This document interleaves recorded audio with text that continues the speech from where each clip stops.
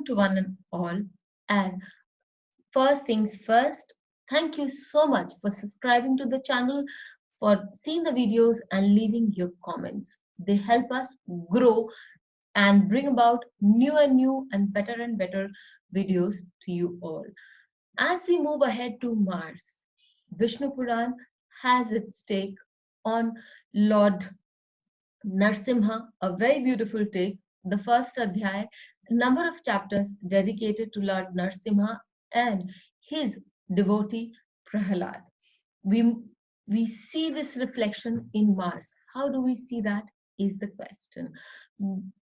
Rishi Parashar, who is the grandson of Rishi Vashisht, Brahma Rishi Vashisht, is the father of Veda Vyasa, the one who had demarcated or had grouped the Vedas into their original forms. Rishi Parashar is said to be a very, coming from such an illustrious lineage, he is no less illustrious in his own self as is his son. Rishi Parashar, in the very second chapter, gives us the connection between the 9 planets and the Lagna and the Navagrahas. So we really do need to understand these 9 planets and their connection with the dasha avatars of Lord Vishnu, so that our understanding of the planet becomes very strong. He has compared, or he has given Mars the color, or he has stated that Mars is Narsim Avatar. Now let us see how does this story connect. Chapter 2, BPHS and Navagraha Stotra, with the incarnations of Lord Vishnu. From the sun god, the incarnation of Rama, from moon Krishna, from Mars is Narsimha, or so BPHS says, Rishi Parashara says in BPHS. There is, as I told you, an entire stotra which is to be done for the Navagrahas, so that by everybody, especially by astrologers, so that we are protected in the work that we are doing. Dharani Garbha Sambhutam Vidyut Kanti Samaprabham Kumaram Shakti Hastam Tam Mangalam Pranamamyaham. So what does that mean? He who is born of the Bhudevi, and one who has the luster of a lightning, one who has the Shakti in his hand, and one who is auspicious, I prostrate to that Angaraka. Let us move on to the story. This is a very famous story of Lord Narsimha and of Prahalad. A story that is so much read that I wouldn't have to go much in detail, but to say that after killing of his brother by Lord Vishnu in the form of boar, which we are going to see in the Rahu avatar, Hiranyakashipu had decided to avenge Lord Vishnu, and he goes into deep penance and he goes into deep meditation, worshipping Lord Brahma. And when Brahma finally appears in front of him, then he asks for a boon of immortality. But all who have been born of a womb can not live forever, cannot be immortal, and have to let go of their bodies at one point or the other. So Lord Brahma tells Hiranyakashipu. As a result, Hiranyakashipu, in all his cunningness, asks for a boon such that he cannot die within the house, he cannot die outside the house, he cannot be killed by a man or by an animal, he cannot die on the floor, on the ground, or in the air. He cannot be killed by any weapon or by a missile. He cannot be killed during the day or the night.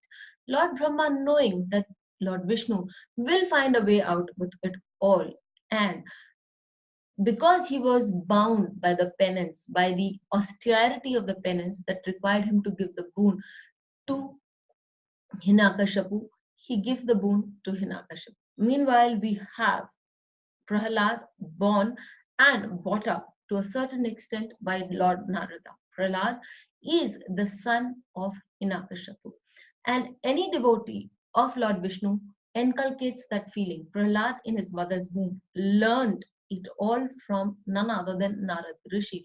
So he becomes a great devotee of Lord Vishnu. Now, when Hiranyakashipu returns back from his penance and he comes to know about this, he is raving mad at Prahlad for getting in love with his most with his enemy, with his most important, or should I say, the person he's hated the most. So he starts torturing Prahlad in many ways. Prahlad was given a poison as strong as halahal. He was bitten by snakes as poisonous as takshak. He was thrown from the cliffs. He was buried underwater, and he was put in front of wild and wild mad elephants. There's so much that sorry, Prahlad had to endure, but Prahlad endured it with a smiling face, and he was always protected by his Mahamantra, Om Namo Bhagavate Vasudevaya, because he knew in his heart that his God was his savior. Now, Prahlad is also confronted by the students in his in his guru's hermitage, where they ask him that so much has been uh, deployed on him, so much of ploys have failed to work on him, and what was the reason behind that. There's a very strong thing that Prahlad tells everybody, and I would like to use this opportunity to convey this message, because this is something that you would find in the 17th and the 18th chapter of Vishnu Puran, in the first adhyay, or the first section. So Prahlad says this to all his friends, that it is our karma that come to help us, which grow as the seed. They can help us or they can come to bite us. If we keep a pure heart, we harm none through our minds, through our thoughts, actions, and our deeds, then nothing wrong can affect us, and nothing wrong gets an access to our energy. He says, since I do not harbor any ill will in my mind, in my thoughts, in my actions, and in my deeds towards anybody, especially my father, there is nothing that can hurt me. So when you let go of evil or wrong feelings towards, even towards those people who have hurt you, you are actually creating a very strong protective aura around you. Coming back to this story, finally, when Hiranyakashipu is so very mad, Hiranyakashipu is so very mad at his son, that at a point comes when he tells his son that if I hit the pillar and I do not see your God there, I personally am going to behead you. At this point, the savior, taking a form of half man and half lion, called NARSHIMHA, comes out of that very pillar, and he starts running after Hiranyakashipu. Hiranyakashipu is terrorized, and he runs helter skelter for some rescue. But when the Lord himself is there to kill you, there's no rescue at hand. As such, what happens is the Lord drags him to the point, takes him right there at the threshold, and that threshold is a beautiful place. Why so? Because that is neither inside the house nor outside the house. Then when he starts killing, he puts the body, or he puts Hiranyakashipu, him on his lap. Hiranyakashipu then starts shouting that he cannot be killed, because he cannot be killed on uh, ground, or nor can he be killed in air. And then this man, half lion god, laughs and says that you're neither on ground nor on air, you're on my lap, and I am neither a man nor an animal. I am half man, half animal, and nobody can call me either of these two. He says that I am killing you at a time when it's neither day nor night. So he kills Hiranyakashipu at twilight. final thing is he says that I'm not going to kill you by a weapon or by missile. I am going to kill you with my nails. And with that, he tears opens the intestines, the belly of Hiranyakashipu and kills him that very spot. When he's extremely at that point, because he's seen so many atrocities over the years happening on to his beloved Prahalad, that he is so angry on killing this Rakshasa that his anger now knows no bounds. There is nobody, not even goddess Lakshmi, his consort, his spouse, who can bring about a calmness in his character that Lord Vishnu always has. At that point, Lord Lakshmi, goddess Lakshmi, requests Prahalad to move forward and to uh, love, to obulate Lord Narsimha, such that Lord Narsimha is calmed. Lord Narsimha, when he sees his favorite devotee, Prahalad, picks that small child up in his lap, starts licking him, and then his temper comes down on its own. At this point, I like to tell you that people who have a very strong Mars, if they and they have the tendency to get angry, it is but in them to get very, very angry.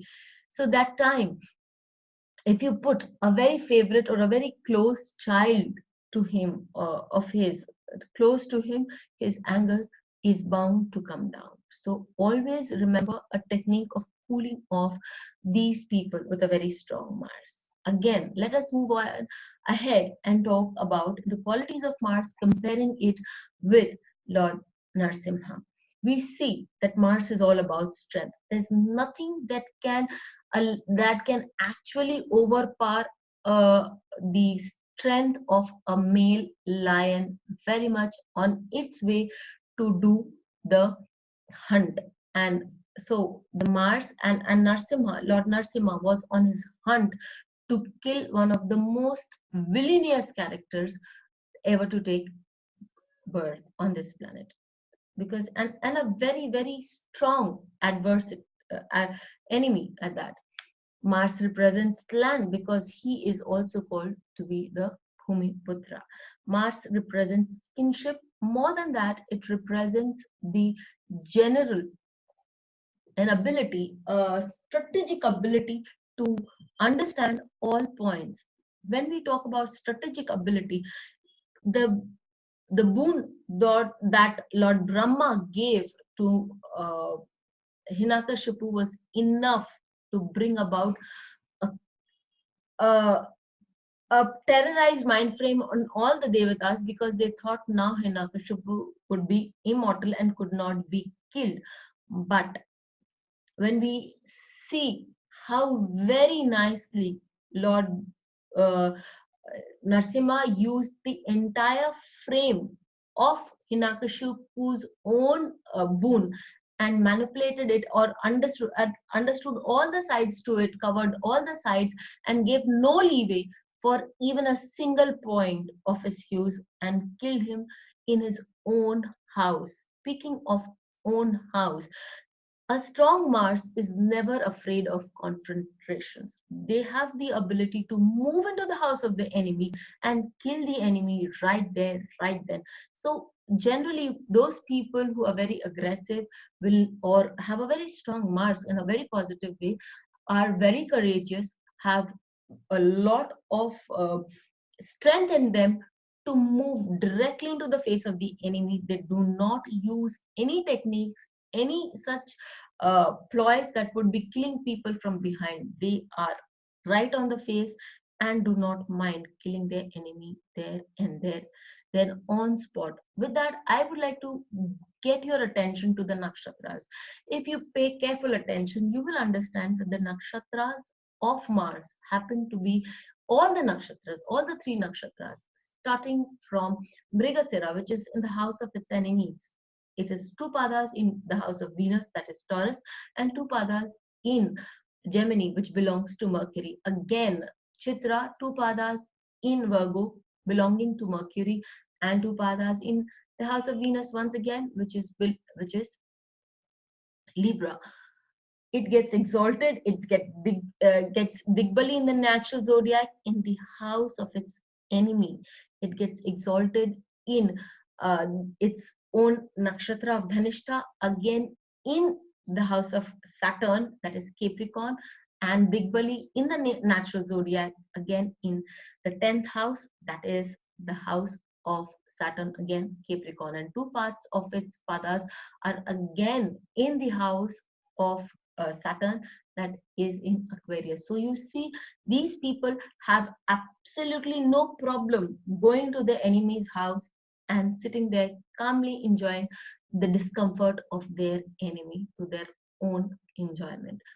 These people also, a person with a very strong Mars will also have the ability to do and be a great general, have a very logical reasoning process. With the kind of logical reasoning Lord Narsimha showed in killing Hiranyakashipu, we will not find that faculty in any of the avatars. So we see, except for probably the Chandra avatar, again, Krishna avatar, where Lord Krishna uses a lot of logical reasoning and uses the person's words to manipulate. But here in Mars, we see there is no manipulation, there's simple logical reasoning.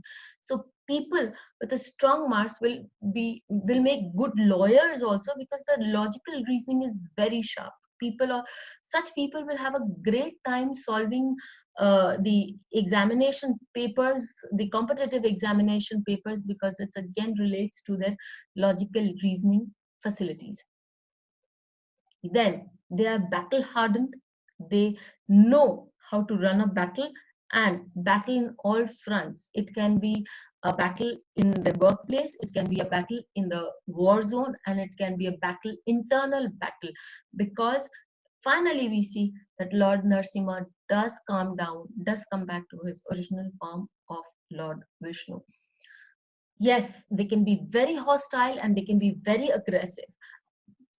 They also have a great power of endurance up to a certain limit, up to a certain extent. These people can endure a lot. You have to realize that a lot had happened to Prahalad, where Lord Narsimha did not actually take form. In his form as Vishnu, he had been constantly saving Prahalad Maharaj from a lot of adverse situations.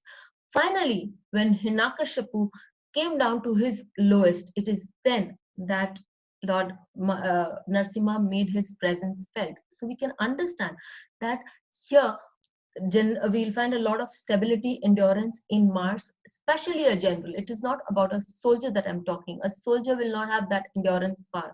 A general has a lot of foresight and an endurance to do things at the right moment and at the right time. Enemy, they make dangerous enemies. If a person has a very strong Mars, you should be very careful about making enemies with those people, because they bite you when you are at your worst. They are extremely generous. Uh, we see the generosity of Lord Narsimha when he has given moksha. He is the Lord Vishnu himself. So one of the Trinity of gods. So when the Trinity of gods are responsible for your death, it is nothing but nirvana. We and he in this form of Narsimha gives immortality to Prahalad Maharaj. Again, deep red color. If you see any of the photographs of Narsimha avatar, you will find the dot color, the red color used in great detail. Red color is also the color of blood, and it is bloodshed that we find Mars is very good at. Mars, because the general is not afraid of blood. In fact, you would find that people with strong Mars will also have a passion for that red color, because red is passion, red is anger, red is also generosity. And anger, as I have just said, is associated with one of the avatars of Lord Vishnu, and that is Lord Narsimha avatar. And Mars is a very strong reflection of that vibrancy.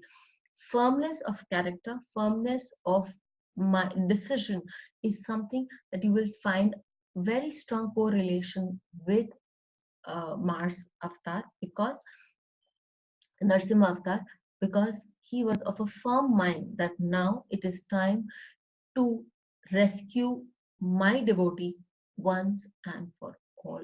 And come hell or high water, I will do that, because it's time that this vile person leaves Earth. The controversy, Mars can be very controversial because they invite controversy. They are not afraid of confrontations, and at times they can invite controversy, because in his avatar as Lord Narsimha, you will see that you cannot come to a conclusion whether it's a man or there's always a controversy on that topic. He's a man or an animal. He was neither. So they would confront things. He confronted right in the enemy's house. So controversy is something that is taken for granted. So let's take an example of this. This example is of Tony Blair. Again, as I told you earlier, they make good lawyers because of the very strong reasoning past logical reasoning. And Tony Blair is one of the most highly paid lawyers of today, though in the past he had been an ex Prime Minister of UK.